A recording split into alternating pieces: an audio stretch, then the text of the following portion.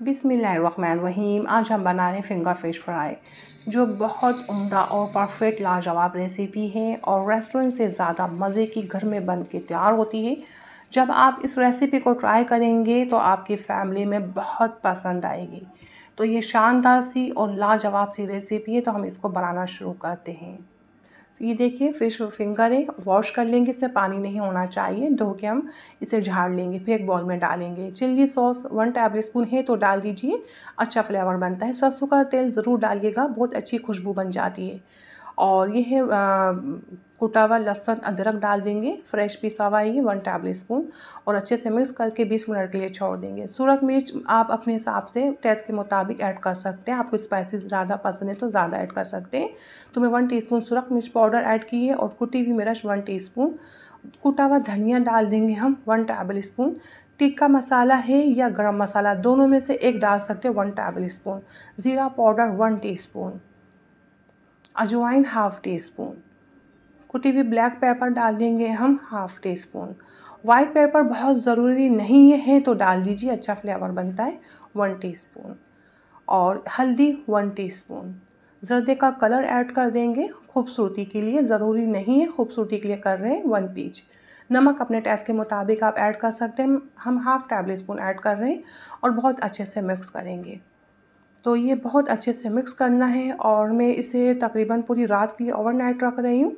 तो ऐसे भी रख सकते हैं और आपके पास एयर जार है तो उसमें भी डाल के रख सकते हैं। तो हम एयर जार में डाल के रख देंगे ताकि जो मछली की जो खुशबू हैं, जो मसाले हमारे फ्रिज में जो और चीज़ें खाने रखे हुए उसमें ना जाए, तो इसलिए हम एयर जार में डाल के ढक के रख देंगे कवर करके।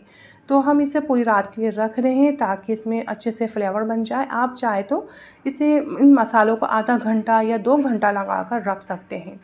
तो अब हम कोटिंग बनाएंगे। मैदा ले लेंगे हम 6 टेबल स्पून।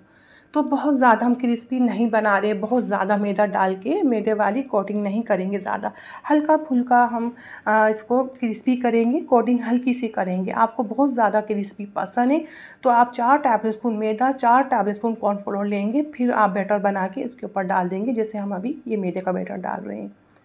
और ये डालने के बाद हम अच्छे से मिक्स करेंगे, फ़िश और कोटिंग अच्छे से मिक्स हो जाए जो हमने मैदे की बनाई है। तो हम इसको बहुत ज़्यादा क्रिस्पी नहीं बना रहे, हम अपने पसंद के मुताबिक से बना रहे हैं। क्रिस्पी भी बनाते हैं, उसकी भी हम रेसिपी देंगे, वो कैसे बनाई जाती है बहुत ज़्यादा क्रिस्पी। अभी हम आपको ये वाली रेसिपी बता रहे हैं।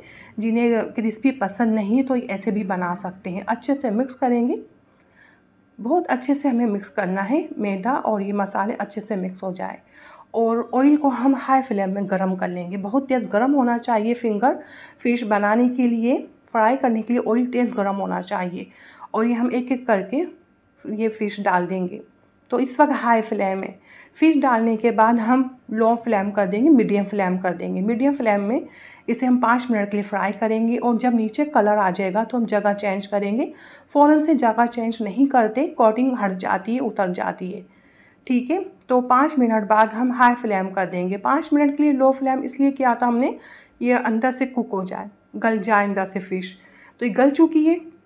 अब हम हाई फ्लेम में इसमें कलर दे लेंगे और इसको जो अच्छा सा कलर देने के बाद क्रिस्पी भी कर लेंगे, जो हल्की फुल्की हमें पसंद है क्रिस्पी वो कर लेंगे।